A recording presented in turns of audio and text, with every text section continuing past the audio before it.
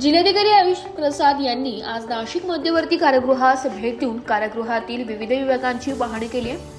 यावेळी त्यांनी स्वातंत्र्य सैनिक व थोर समाज सुधारक साने गुरुजी यांनी कारावास भोगलेल्या बॅरेकला भेट देऊन त्यांच्या स्मृतींना आदरांजली अर्पण केली आहे। यावेळी त्यांच्या समवेत जिल्हा कारागृह अधीक्षक अरुणा मुगुटवार उपस्थित होत्या।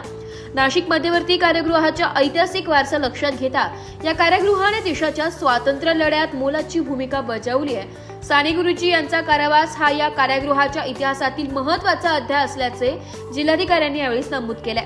नाशिक मध्यवर्ती कारागृह 2027 साली स्थापनेची 100 वर्षे पूर्ण करणार असून त्या अनुषंगाने कारागृह अधिक सक्षम, आधुनिक व आदर्श सुधारक गृह म्हणून विकसित करण्यासाठी नियोजन करण्याच्या सूचना जिल्हाधिकाऱ्यांनी दिल्या। सध्या कारागृहातील व्यवस्था समाधानकारक असून त्यात अधिक वाढ करण्यासाठी सर्वतोपरी सहकार्य करण्यात येईल असे त्यांनी सांगितले।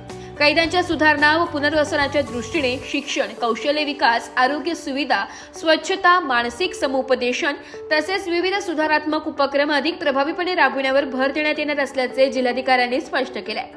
कारागृह प्रशासनाच्या कामकाजाचा दर्जा अधिकाधिक सुधारण्यासाठी जिल्हाधिकारी स्तरावरून नियमित आढावा घेण्यात येईल असे त्यांनी यावेळी सांगितले।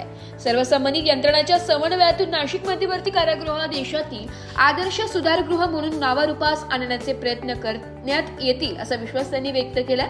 यावेळी कारागृह अधीक्षक श्रीमती अरुणा मुगुटवार यांनी कारागृहातील सोयीसुविधा, सध्या परिस्थिती तसेच उपक्रमांची माहिती दिली आहे। तसेच कारागृहातील बंदिवानांना अधिक सुविधा देण्यासाठी आवश्यक उपाययोजनांची माहिती दिली आहे।